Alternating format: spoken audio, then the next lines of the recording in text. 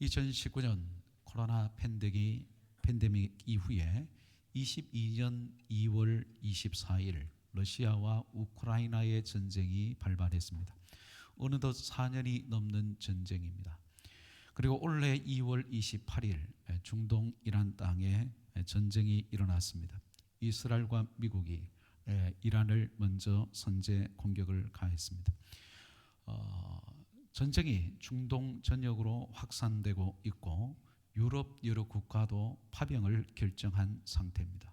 2차 세계대전 이후에 전쟁에 20여 개국이 참전한 그런 유일한 전쟁으로 지금 기록이 되고 있는 중입니다. 그런데 전쟁을 왜 하냐고 물어보면 이렇게 답변들을 합니다. 평화를 위해서, 정의의 실현을 위해서, 악의 축을 제거하기 위해서 전쟁을 한다고 합니다. 전쟁에서 죽어가는 사람들은 단순한 숫자가 아닙니다. 통계 자료가 아닙니다. 누군가의 사랑하는 아버지요, 그리고 부모이며 형제이며 내 아들이고 내 딸들일 수 있는 것입니다. 전쟁은 인간의 탐욕과 교만으로 일어나는 것입니다. 그러면 이런 세상에서 하나님은 도대체 어디에 계실까? 전쟁과 자연재해와 전염병의 역사는 인류 역사에서 반복된다는 것을 우리가 기억해야 합니다. 대표적으로 중세 십자군 전쟁과 함께 패스트는 함께 창궐하기 시작했습니다. 전쟁을 다니면서 사람들이 이동을 하기 때문에 패스트도 함께 이동을 하는 것이죠. 1차 세계대전도 마찬가지입니다. 1차 세계대전에 수천만 명의 사람들이 죽어나가면서 스페인 독감이 1918년 정도에 퍼져나가기 시작했습니다. 추정되어지는 숫자만 해도 1억 명에 가까운 사람이 죽었을 것이다 추정되어지는 것이죠. 자, 이처럼 반복되는 역사, 전쟁과 전염병, 이런 반복의 역사는 우연히 일어나는 것일까? 성경은 분명히 이렇게 말씀합니다. 누가복음 21장 10절 11절 말씀에 예수님께서 말세의 징조를 말씀하실 때 이렇게 말씀하셨어요. 민족이 민족을, 나라가 나라를 대적하여 일어나겠고 곳곳에 지진과 큰 지진과 기근과 전염병이 있을 것이라. 말세 지말이 되면 될수록 나라와 나라를, 민족이 민족을 대적하여서 일어나게 될 것이다. 지금이 그러한 시대를 우리는 살아가고 있습니다. 곳곳에서 큰 지진과 전염병, 기근이 창궐하게 될 것이다. 우리는 이미도 경험해 왔습니다. 그 어느 시대보다도 성경에 예언된 말세의 징조들을 우리는 눈앞에서 생생하게 뉴스 보도를 통해서 실시간 목격하고 있습니다. 그럼에도 불구하고 세상은 여전히 악합니다. 신앙을 거부하고 하나님이 없다 말하고 그리고 조롱하는 것이죠. 이런 세상에서 성도들의 마음에도 이런 생각이 들 수 있습니다. 하나님, 도대체 이런 악한 세상에서 하나님은 도대체 어디에 계십니까? 하나님이 공의의 하나님이시라면 어떻게 저런 악의 축토를 심판하지 않습니까? 의학과 과학이, 의술이 이렇게 발전을 했는데 전염병으로 왜 수많은 사람들이 죽어야만 하는 것입니까? AI 시대에 로봇이 인간의 일자리까지 위협한다고 하는데 정말 하나님이 존재하시는 것 맞습니까? 여러분, 우리 젊은 세대들은 터미네이터라는 영화를 보고 자란 세대입니다. 터미네이터 그냥 공상 과학 영화인 줄 알았는데 지금 시대를 보게 되면 저런 시대도 온다면 도대체 창세기부터 계시록까지 하나님이 천지 만물을 창조하셨다. 그럼 도대체 성경에 하나님이 존재하시는 것인가? 매우 혼란스러울 수 있습니다. 우리의 자녀 세대들도 혼란스러울 수 있습니다. 진화론을 학교에서 배운 아이들은 지금 세상에서 일어나는 AI 시대의 기가 막힌 이런 시대에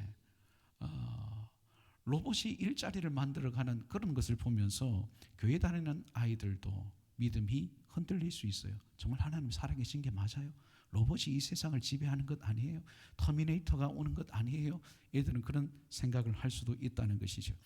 AI를 여러분 써보신 분 계십니까? 쓰고 계신 분 계십니까? 챗봇이나 제미나이에게 여러분들의 고민을 여러분 올리면 아주 빨리 불과 몇 초 사이에 여러분들의 궁금증 답변을 해줍니다.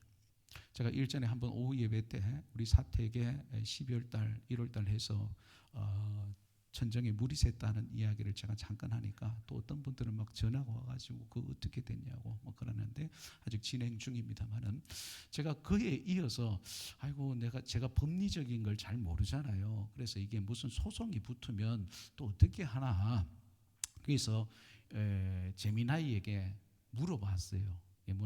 이런 경우에는 뭐 아파트 관리사무소하고 혹시 위층하고 법리적인 일이 생기면 어떻게 해야 돼? 라고 하니까 그것은 이렇게 하고 저것은 저렇게 해야 돼. 막 이렇게 하더라고요. 그래서 제가 반말로 하니까 존댓말로 안 하나 하니까 죄송해요. 저는 친근함의 표시로 그렇게 했는데 제가 실수했군요 하면서 이것은 이렇고요 저렇고요. 그러더라고요. 이런 시대입니다. 그냥 묻는 거를 대답해요. 근데 요즘 기능이 AI 되고 제가 목소리로 하면 목소리로 또 답변을 준단 말이죠. 그래서 우리 성도들도 이 AI라는 것이 참 편리하고 또 예측 정확한 데이터를 근거해서 우리에게 답변을 주지만 굉장히 조심해야 된다는 것입니다. 우리가 하나님께 기도하면 하나님 응답을 왜 그래 빨리 안 해주십니까?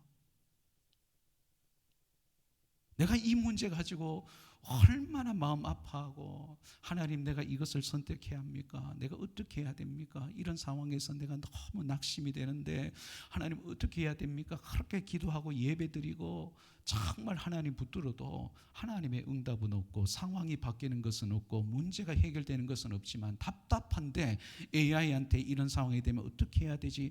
아니 질문만 해도 즉답을 그냥 몇 초 사이에 눈 깜짝할 사이에 이건 이렇고 저렇고 저렇고 저렇고 딱 이야기를 해주는 이런 시대에 과연 하나님은 살아계실까? 성경은 진짜가 아니고 하나님도 존재하신 것이 아니고 이 세상이 하나님이 창조된 세상이 아니고 진화론이 맞는 것 아닐까? 여러분 점점 이런 시대가 오고 있습니다. 한마디로 말해서 지금 일어나는 이 전쟁의 상황이라든가 그리고 AI 시대에 우리 성도들은 성경의 하나님이 정말 살아계시고 존재하시는가 그 신앙의 뿌리에 대한 거센 도전이 몰려오고 있는 시대를 우리는 살아가고 있습니다. 그렇습니다. 지금 이 시대는 하나님이 없는 것처럼 보이는 시대를 살아가고 있습니다. 죄악이 관영합니다. 악인들이 득세합니다. 전쟁이 여기저기에서 터져나가고 있습니다. 서로 죽이고 쏘기고 빼앗고 있습니다. 장래가 불안하지요. 불길하지요. 우리 국가의 안보도 사실 위태로운 상황입니다. 국제 정세는 더 예측할 수가 없습니다. 경제 상황도 어렵습니다. 빨리 휘발유 넣으러 들어가세요. 주유소로. 자꾸 오르고 있습니다. 그래서 신앙으로 성경을 믿는 성도들도 혼란스러워요. 신앙의 뿌리가 쉽게 흔들리기 쉬운 이 시대입니다. 특별히 이때에 우리 학교 다니는 우리 학생들, 대학교나 직장에서 이단들이 점점 더 미혹하고 있다는 것을 기억하세요. 전쟁이 일어나요. 전염병이 창궐해요. AI 시대예요. 그래서 참 이런 두려운 시대에 음모론을 퍼뜨려서 성경의 몇몇 구절을 오용해서 그리고 이단 사상을 퍼뜨리는 그래서 성도들 할 수만 있으면 택자들도 미혹하려고 하는 그런 예수님께서 마지막 때에 깨어 있으라 하신 이런 시대를 우리는 살아가고 있습니다. 그래서 그 어느 때보다도 우리 성도들은 성경으로 시대를 보는 영적인 안목이 열리기를 주의 이름으로 축원합니다. 믿음의 각성이 일어나야 돼요. 하나님의 침묵이 하나님의 부재하심이 아닙니다. 하나님 도대체 어디 계십니까? 왜 응답해 주시지 않습니까? 왜 공의의 하나님 저 악한 것들을 심판하지 않습니까? 하나님이 침묵이 하나님이 없다는 증거가 아니에요. 오히려 하나님이 없는 것 같은 세상에서 하나님은 그 어느 때보다도 강하게 배후에서 역사하시는 것입니다. 인간사 모든 일에 우연히 일어나는 것은 없습니다. 하나님의 주권에서 하나님께서 묵인하는 것이 아니라 허용하고 있다는 것을 믿으시기를 바랍니다. 이것이 바로 우리 성도들이 믿어야 할 하나님의 섭리라는 것입니다. 하나님의 섭리. 하나님의 섭리라는 것이 무엇이냐면 하나님께서 온 우주 만물을 창조하시고 하나님의 사랑과 능력으로 보존하시고 통치하시고 다스리고 있음을, 그래서 인간사에 일어나는 모든 일들은 하나님의 주권과 섭리대로 이루어진다는 것을 믿는 신앙을 하나님의 섭리를 믿는 신앙입니다. 하나님의 섭리. 그래서 이 하나님의 섭리를 믿으면 하나님은 특히 하나님의 백성 성도들을 어떤 상황에서도 지키시고 보호하신다, 인도하신다, 이것을 믿게 된다는 거예요. 그래서 하나님의 섭리라는 것은 뭐냐면 하나님의 주권적인 계획과 뜻을 말합니다. 다시 뭐라고요? 하나님의 섭리는 하나님의 주권적인 뜻과 계획이란 말이에요. 그 하나님의 주권적인 뜻, 결정, 계획 안에 하나님께서 한 나라의 흥망성쇠도 결정하십니다. 전쟁의 승패도 하나님이 결정하시는 것입니다. 여러분들의 일상생활에서 일어나는 아주 평범한 일들도 하나님이 결정하십니다. 그래서 이 하나님의 섭리 속에서는 하나님은 하나님의 백성을 반드시 지키시고 보호하시고 인도하신다. 이게 하나님의 섭리예요. 그래서 하나님은 자기 백성을 보호하시고 지키기 위해서는 한 나라도 망하게 하십니다. 오늘 그걸 배울 거예요. 자기 백성을 보호하는 일이라면 그렇게 강대국이었던 페르시아도 멸망시켜버립니다. 로마 제국도 멸망시킵니다. 그리고 한 사람의 아주 지극한 개인적인 일까지도 하나님이 간섭하시는 거예요. 이게 하나님의 섭리신앙입니다. 우리 성도에게는 하나님의 섭리신앙이 있어야 이런 세상에 난리의 소문이 들어오고 전쟁의 소문이 들리고 앞으로 지진이 일어난다, 전염병이 또 창궐한다 했을 때 우연히 일어나는 게 아니에요. 하나님의 손이 있어. 하나님의 손이 있어. 하나님의 주권적인 뜻이 있어. 우리가 다 이해할 수 없는 하나님의 주권적인 뜻이 있어. 하나님이 없는 것처럼 보이는 세상에서도 하나님은 반드시 역사하고 있다. 이게 섭리신앙이에요. 이런 섭리신앙은 바로 성경의 하나님을 믿는 성도라면, 그리고 사도신경을 나의 신앙 고백으로 믿는 성도라면, 예수님이 하나님의 아들 되심을 믿는 성도라면 이 섭리신앙이 있어야 돼요. 여러분들에게 질문하겠습니다. 성경을 하나님의 말씀으로 믿으십니까? 사도신경의 신앙 고백을 여러분들의 신앙 고백으로 믿으십니까? 예수님이 하나님의 아들이시여 여러분들의 구주이신 것을 믿으십니까? 그러면 하나님의 주권을 믿으십시오. 하나님의 섭리를 신뢰하십시오. 그래서 오늘부터 에스더서를 함께 오전 예배 시간에 배우려고 하는데, 에스더서는 전체가 10장으로 되어 있는데 성경을 읽어보면 하나님이란 이름이 단 한 번도 등장하지 않습니다. 하나님의 이름이 단 한 번도 등장하지 않는 성경책이 에스더서입니다. 그래서 마치 하나님이 없는 것처럼 느껴지는 그런 세상, 하나님이 어디에 계십니까? 라고 질문할 수밖에 없는 세상을 배경으로 하고 있습니다.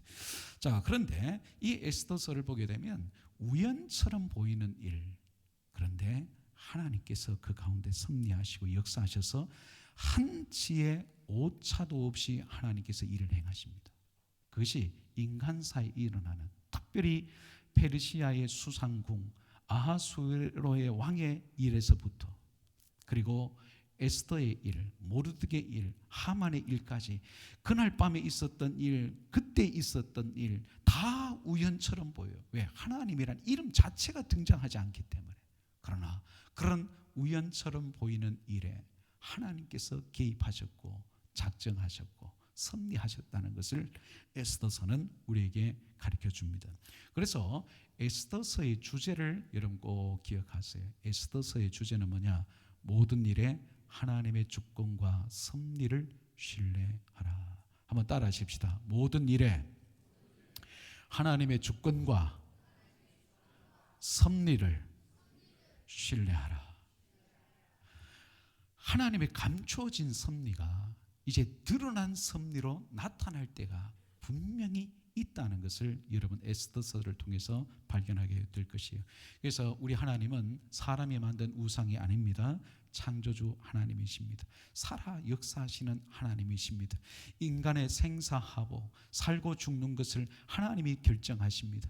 한 나라를 세우시기도 하시고 망하게도 하시는 분이 바로 우리 하나님이십니다. 그래서 지금 가장 비극적인 전쟁의 상황에서도, 매우 불안한 경제의 상황에서도, 모든 열방 중에 저 미국 땅과 중국 땅, 러시아 땅, 지금 중국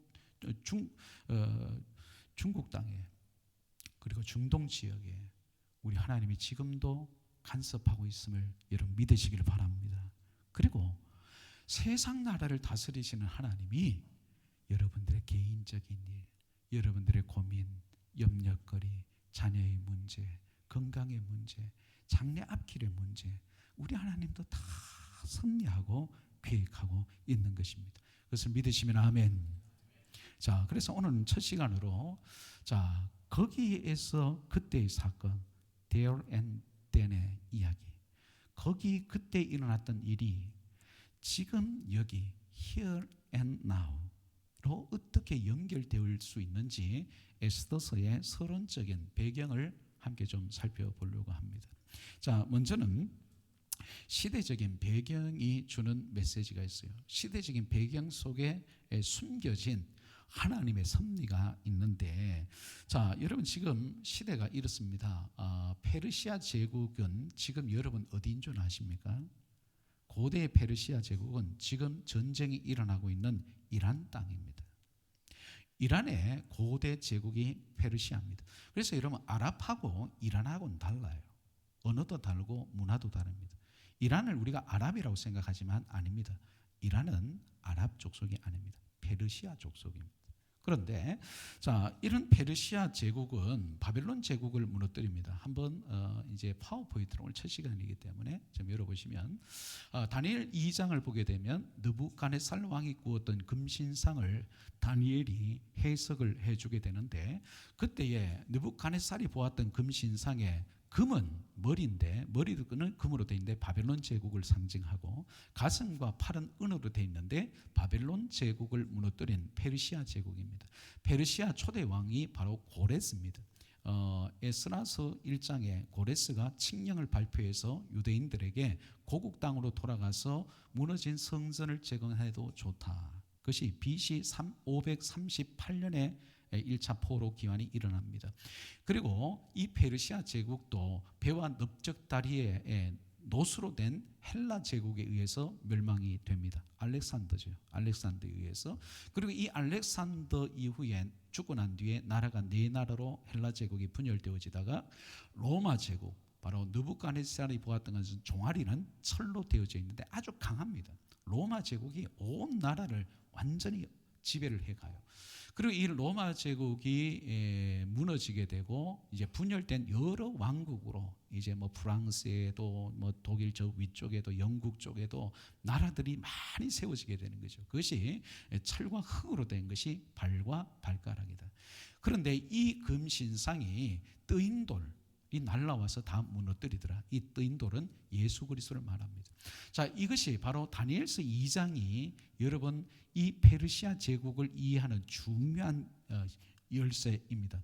지금 여러분 옆에 지도를 보게 되면 이 페르시아 제국이 오늘 에스더 1장에도 그렇지만 인도로부터 구스, 저 이집트까지 127도를 다스리는 아주 강력한 힘을 가진 왕이 오늘 에스더서에 등장하는 왕 아하수에로, 바로 세상의 역사에서는 크세르크세스라는 인물입니다. 자, 이게 크세르크세스가 이제 전쟁을 일으키게 되는데, 이제 BC 480년, 연도는 크게 기억 안 하셔도 좋습니다. BC 480년에 페르시아 그리스 2차 전쟁을 시작을 합니다. 이것이 오늘 에스더서에서도 아주 중요한 내용으로 나타나요. 자, 지금 시대적인 배경을 여러분들에게 설명을 하고 있는데, 페르시아 그리스 전쟁과 에스더서의 연관성을 이해하셔야 됩니다. 자, 먼저 1차 전쟁이 바로 이 아하수에로의 왕의 아버지가 누구냐면 다리오 왕입니다. 다리우스 1세라고 하는데, 이 왕이 기원전 490년에 먼저 침공을 하는데 마라톤 전투에서 패해버려요. 그래서 페르시아가 패전을 합니다. 이제 그 아들 아하수에로 왕이 되고 나서 아버지의 복수를 해야 되겠다. 그래서 오늘 보게 되면 1절에서 3절 말씀에 이제 수상궁에서 즉위를 했다. 이런 2절을 보세요. 자, 성경을 여러분 보시면 당시 아하수에로 왕이 수상궁에서 즉위하고, 이 즉위할 때가 BC 485년 정도로 추정합니다. BC 485년. 자, 그리고 나서 왕위에 있은 지 오늘 중요합니다. 3년, BC 483년이에요.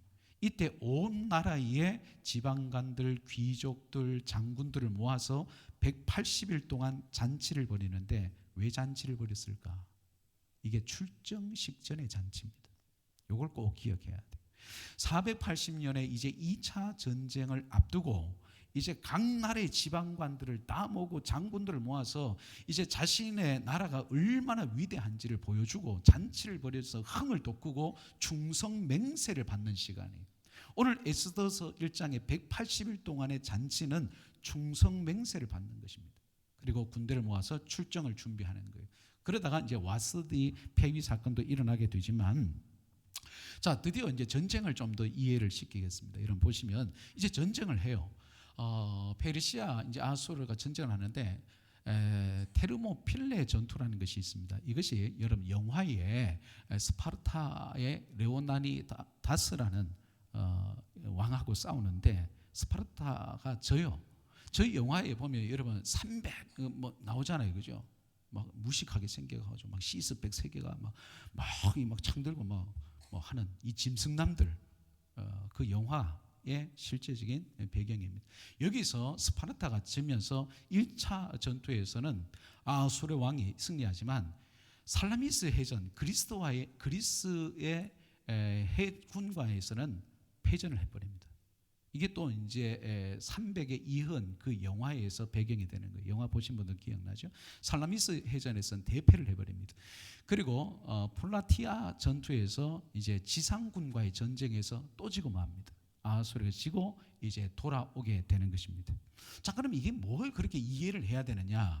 이게 에스더서하고 이렇게 연관이 되어집니다. 오늘 본문에서 180일 동안의 잔치는 출정식을 앞두고 귀족들과 장군들에게 맹세를 받는, 그리고 흥을 돋구어주는 출정식과 가까운 잔치입니다. 그리고 7일 동안은 수상궁에 있는 일반 백성을 위해서도 잔치를 벌이는 것입니다.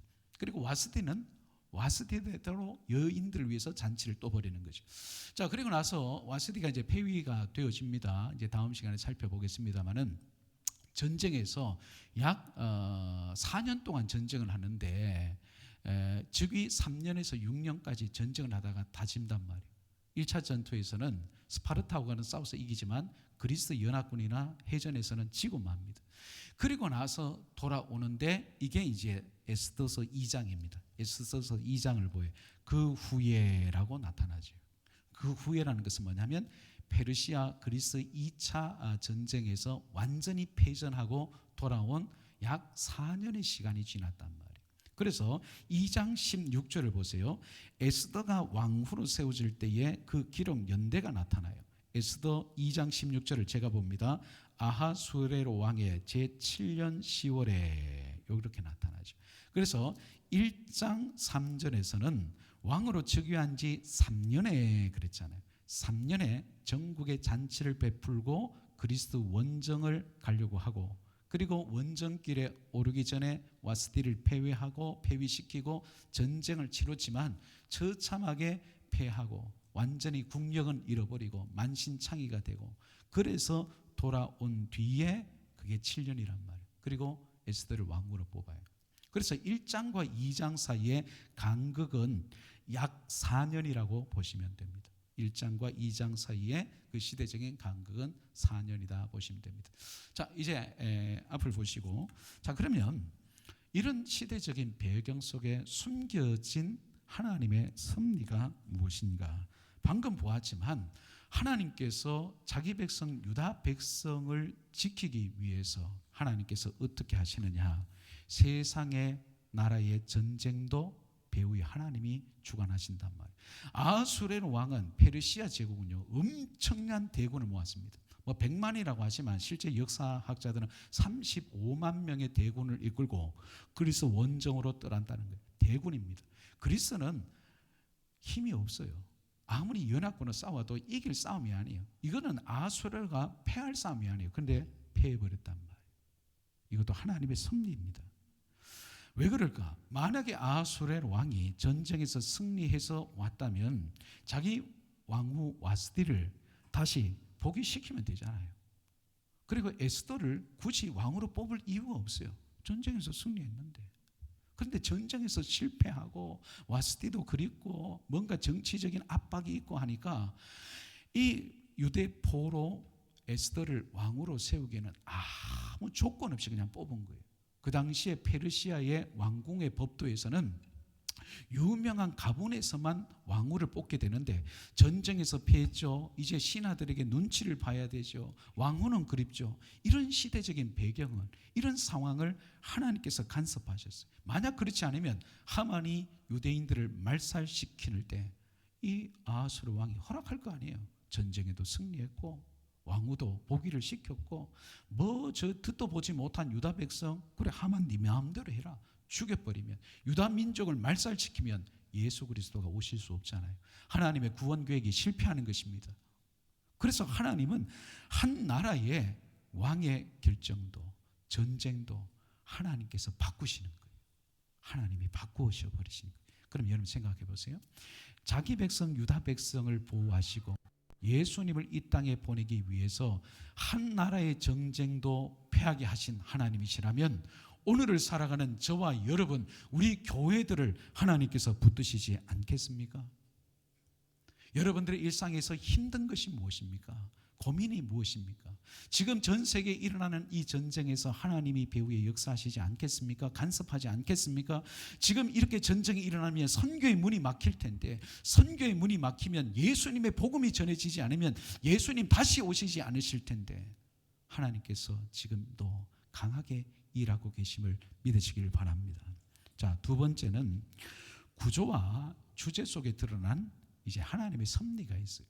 이 숨겨진 하나님의 섭리가 드러난 섭리로 나타나게 되는데, 여러분 에스더서에는 하나님의 이름이 한 번도 등장하지 않는다 그랬습니다.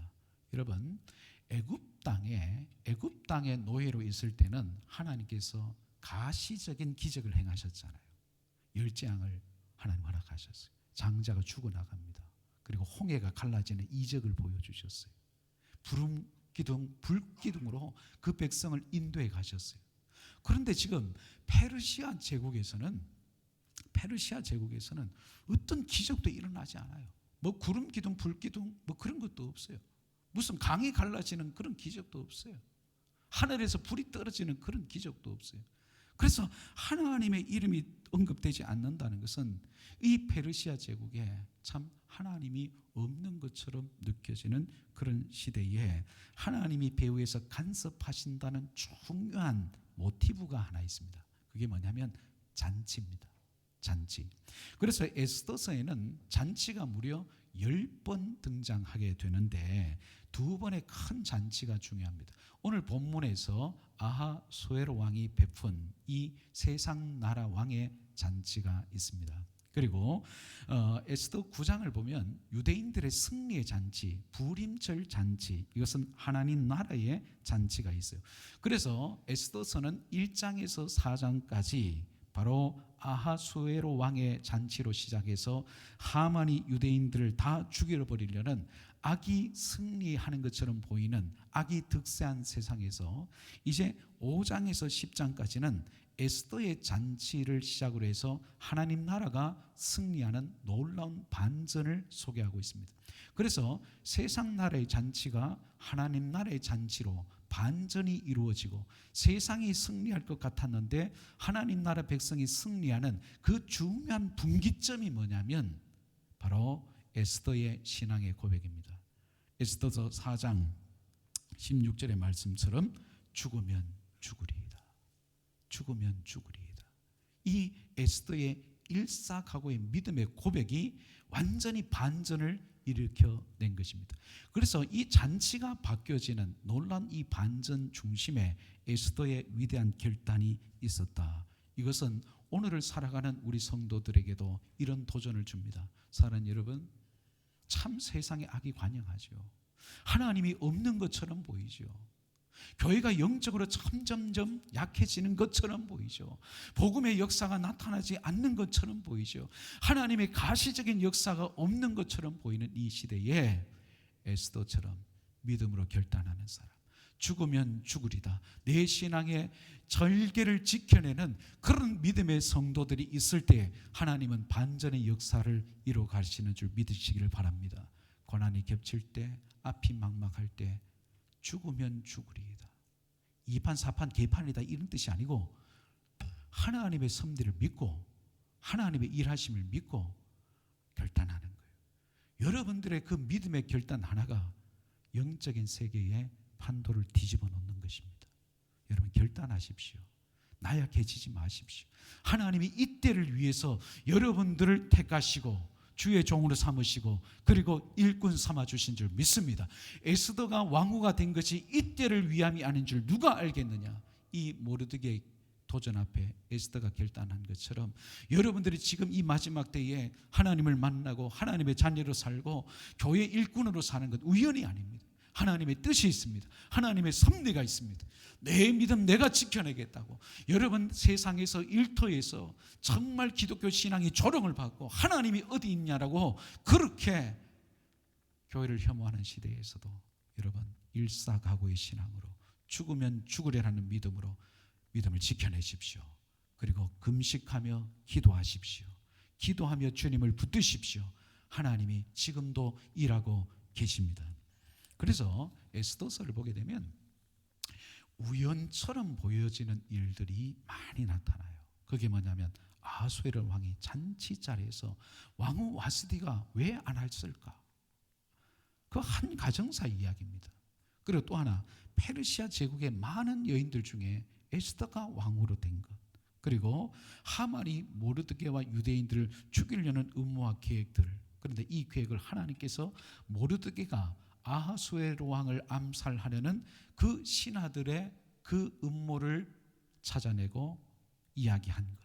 그런데 이게 아무 보상을 받지 못했지만 어느 날 아하수에로 왕이 잠이 들지 않았을 때에 왕궁 일기를 읽으라 했을 때 마침 모르드게가 왕의 암살을 막아주었던 그 대목을 읽었던 부분, 한치의 오차도 없이 왕이 하필이면 그날에 불면증이 왔고 잠이 오지 않았고 많은 궁중 일기 속에 하필이면 모르드게가 자기를 암살을 막아줬던 그 대목을 읽었던 부분, 그리고 하만이 세웠던 장대에 하만이 죽게 된 일들, 여러 일들이 여러분 우연처럼 보이지만 우연이 아니고 배후에 하나님이 역사하셨다는 것입니다.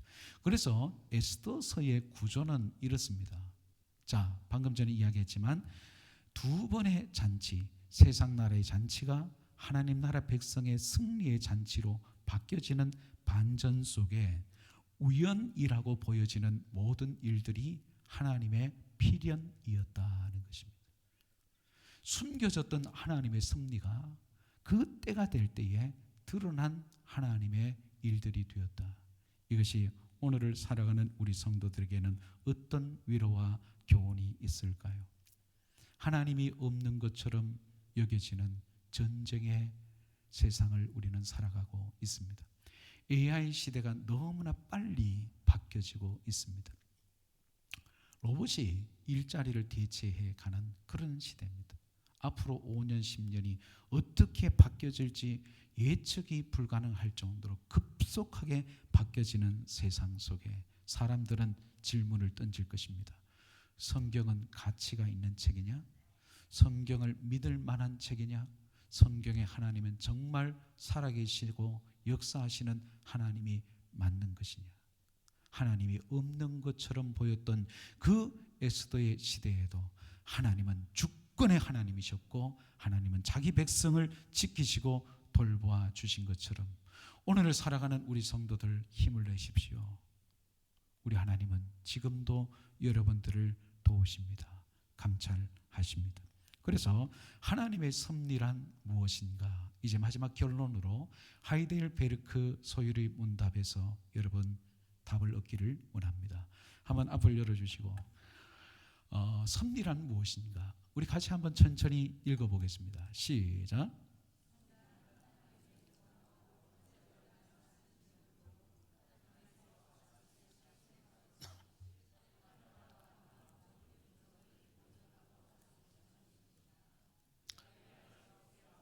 비와 가뭄, 풍년과 흉년, 먹을 것과 마실 것, 건강과 질병, 부와 가난, 참으로 이 모든 것이 우연이 아니라 아버지와 같은 그의 손길로 우리에게 임합니다. 섭리란 무엇인가?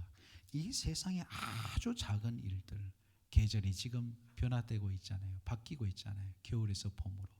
그리고 가난도, 부도, 질병도, 건강도, 이 세상에 일어나는 전쟁도 여러분 우연이 아니라 아버지와 같은 따뜻한 손길로 우리를 지켜주시는 것, 보호해 주시는 것, 이게 하나님의 섭리라는 것입니다. 그러면 이 하나님의 섭리가 우리에게 어떤 유익이 있는가? 한 번 더 읽어보겠습니다. 한번 넘겨주시고, 자, 같이 한번 읽겠습니다. 시작. 우리는 어떠한 역경에서도 인내하고 형통할 때 감사하며 또한 장래일에 대해서도 우리의 신실하신 하나님 아버지를 굳게 신뢰하여 어떠한 피조물이라도 우리를 하나님의 사랑에서 끊을 수 없으리라 확신합니다.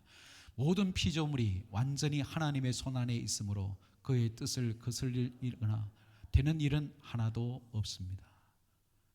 여러분, 그 어떤 일도 하나님의 뜻을 거스릴 수 없습니다. 인내하십시오. 감사하십시오. 하나님을 끝까지 신뢰하십시오. 하나님의 섭리는 결코 우리를 실망시키지 않습니다. 기도하겠습니다.